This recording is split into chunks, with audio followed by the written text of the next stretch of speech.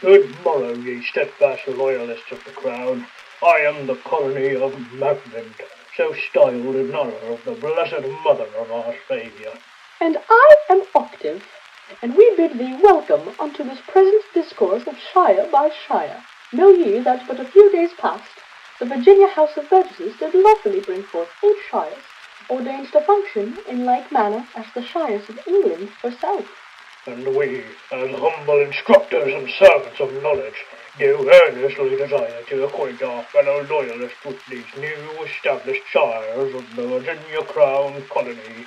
Therefore, without further delay or wandering of speech, let us begin.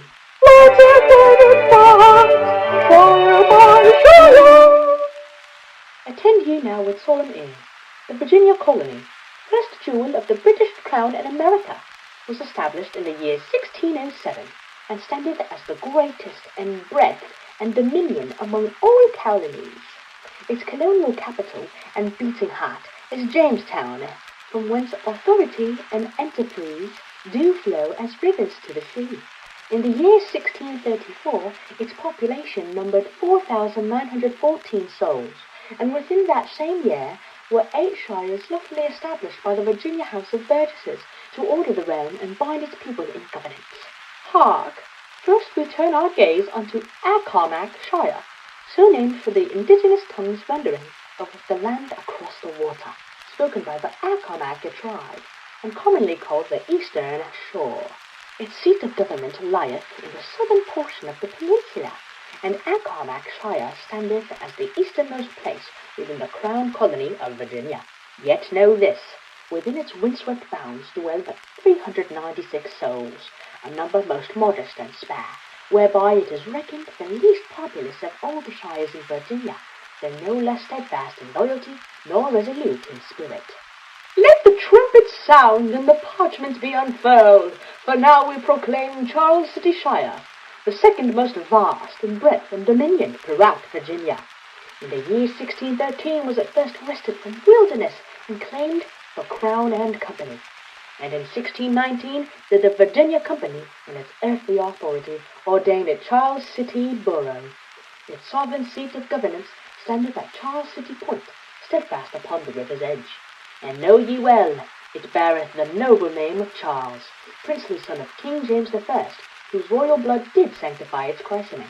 With its ample borders dwell 511 souls, counted and reckoned beneath heaven's watchful eye, neither the greatest in number nor the least, yet firm in loyalty and stout of heart in service to the crown. Let it be known throughout the breadth of Virginia that Charles City Shire now cometh forth, the largest of all the shires in dominion and expanse. It too beareth the noble name of Charles, princely son of King James I, whose royal lineage casteth honour upon its soil. To its northern bounds lieth the recently established Maryland colony, standing as neighbour upon the frontier. And the seat of governance for Charles City Shire resteth in the southern region thereof, upon the Virginia peninsula, along the banks of the York River, where authority is kept watch as steadfast as the tide. Within its vast and stretching borders are numbered 510 souls, counted in solemn tally, a host modest in multitude, yet dwelling upon lands most grand in compass and renown. Hark! Let heaven and earth bear witness, for forth now riseth Elizabeth City Shire, exalted in name to Queen Elizabeth of Bohemia, whose royal remembrance shineth across the seas. In the year 1610, as the wilderness yet whispered, and the tide smoothed few English sail, was it ordained the second settlement established by British hands under the Virginia Company of London. In its first utterance it was called Kickertown, so named by Captain John Smith, yet in time it was transformed and crowned anew as Elizabeth City. Its seat of governance abideth within Elizabeth City itself, where decree and dominion are held in solemn trust. And within its bounds are reckoned 859 souls, a multitude sturdy and industrious, dwelling beneath the watch of crown and providence alike. Hark! Once more we lift our gaze unto James City Shire, wherein lieth the venerable and most sovereign colonial capital of Jamestown, named in reverent honour of King James I. It was in the year 1607 that Christopher Newport, attended by a resolute company of 144 settlers and sailors, did make bold landfall upon those shores. having braved the vast Atlantic aboard the noble vessels Susan Constant, Discovery, and Godspeed. And in later reckoning, James City Shire held mere 886 souls within its bounds, standing as the most populous shire in all Virginia, abundant in life, labour, and loyal subjects of the crown. Hark! With quill uplifted and breath made grand, we summon forth Henricus Shire into proclamation. It beareth its name from Henricus, that former seat of governance of light appellation, which itself drew sacred syllables from Prince Henry of Wales, noble scion of royal blood. Its dominion is hemmed and hallowed by the Appomattox River to the south, and by the Chickahominy River to the north, and westward stretcheth its frontier unto that very edge where the colony yieldeth to untamed wilderness, and the maps grow faint. Within these measured bounds are numbered 419 souls, neither legion nor multitude vast, yet steadfast in habitation, dwelling where river and forest mark the limits of Virginia's farthest claim.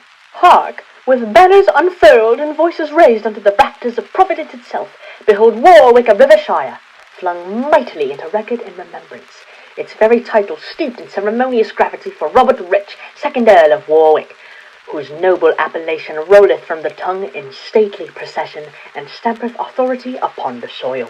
Let it be cried aloud without hesitation or trembling, that though this shire be the smallest of all in territorial expanse, by so conspicuous and lamentable a margine, that the determined walker might traverse its breadth ere the sun hath shifted far in the sky, yet dare none mistake compactness for frailty. For what it surrendereth in acreage, it reclaimeth in abundance of living presence, harbouring within its narrow and industrious bounds no fewer than 811 souls, diligently counted and solemnly reckoned, whereby it ascendeth to the rank of the 3rd most populous shire in the colony. A paradox made flesh, confined in land, yet overflowing in life, restrained in measure, yet riotous in human multitude, standing defiant and densely peopled beneath the unblinking regard of crown and chronicle alike. And lo! In culmination most resounding and thunder-laden, we at last arrive upon the utterance of Warroscoyoke Shire, whose name is drawn and wrested from the Warroscoyoke tribe, its syllables winding and coiling upon the tongue like some elder charm murmured by wind across marsh and timber. Let it be proclaimed, with neither stammer nor hesitation, that it standeth as the most populated shire not situated upon the Virginia Peninsula, numbering 522 souls in careful and solemn tally, a multitude neither trifling nor supreme, yet singular in its proud distinction. Upon the southeast bank of the James River doth it repose, as though deliberately stationed by Providence betwixt the flowing artery of the colony and the widening embrace of distant waters, endowed by its very placement with inviolable passage and mercantile promise.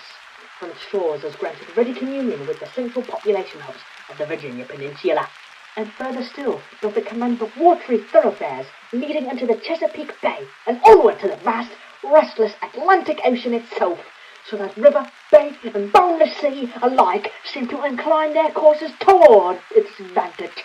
Thus, in position strategic and population notable, doth Warroscoyoke Shire stand as the final note in our grand and swelling chronicle of Virginia's ordered dominion beneath the vigilant and unblinking crown.